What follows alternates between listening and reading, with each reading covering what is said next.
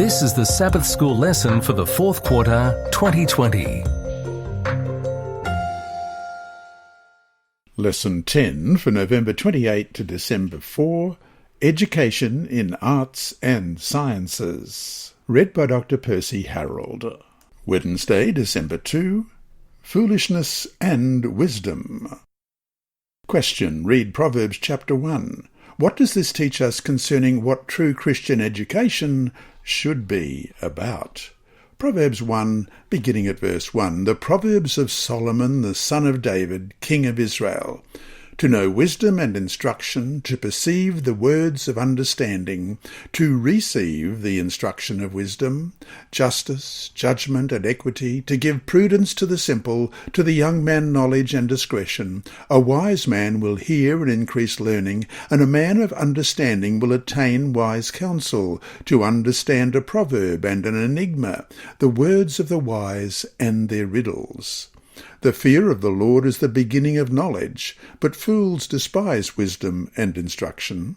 My son, hear the instruction of your father, and do not forsake the law of your mother, for they will be a graceful ornament on your head and chains about your neck. My son, if sinners entice you, do not consent. If they say, Come with us, let us lie in wait to shed blood, let us lurk secretly for the innocent without cause. Let us swallow them alive like Sheol, and whole like those who go down to the pit. We shall find all kinds of precious possessions. We shall fill our houses with spoil. Cast in your lot among us. Let us all have one purse. My son, do not walk in the way with them. Keep your foot from their path, for their feet run to evil, and they make haste to shed blood.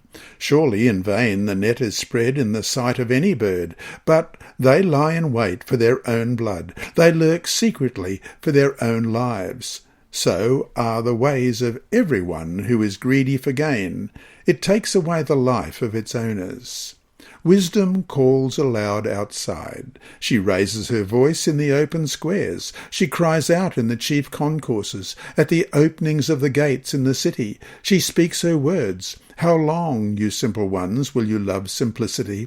For scorners delight in their scorning, and fools hate knowledge.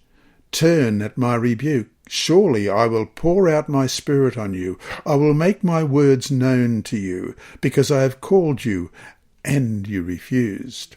I have stretched out my hand, and no one regarded, because you disdained all my counsel, and would have none of my rebuke. I also will laugh at your calamity. I will mock when your terror comes like a storm, and your destruction comes like a whirlwind, when distress and anguish come upon you. Then they will call on me, but I will not answer. They will seek me diligently, but they will not find me, because they hated knowledge and did not choose the fear of the Lord. They would have none of my counsel, and despised my every rebuke. Therefore they shall eat the fruit of their own way, and be filled to the full with their own fancies. For the turning away of the simple will slay them, and the complacency of fools will destroy them. But whoever listens to me will dwell safely, and will be secure without fear of evil. The Bible draws a steady comparison between foolishness and wisdom. The book of Proverbs does well to remind us of the dangers of foolhardy behaviour and keeping the company of fools. The distinction is clear. God desires that his people seek wisdom, to treasure it and abound in it. The students of the arts and sciences utilize their talents to gain knowledge and to pursue excellence in their studies. Teachers of these disciplines do similarly. We can be capable of artistic brilliance and scientific breakthroughs because of knowledge and ability. Yet, from a Christian perspective, what does a knowledge of the arts and sciences really mean if it does not involve knowing the difference between right and wrong, good and evil, truth and error?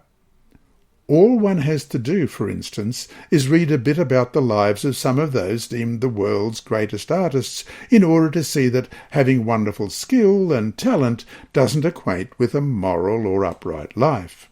One could argue, too, that great scientists involved in the work of creating biological or chemical weapons of mass destruction might be highly educated, highly gifted, but what are the fruits of their work? As stated before, knowledge in and of itself is not necessarily a good thing.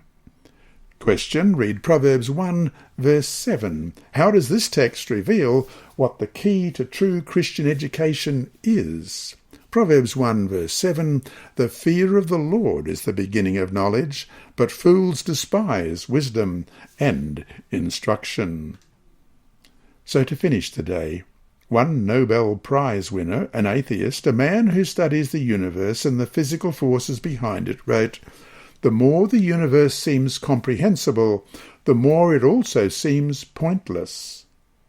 What should this tell us about how knowledge in and of itself can not only be meaningless, but even worse, lead to gross error? Hi there. Thanks for watching this video on the Advent-band Ministries YouTube channel. Please subscribe and click the bell icon to be alerted whenever we upload new videos.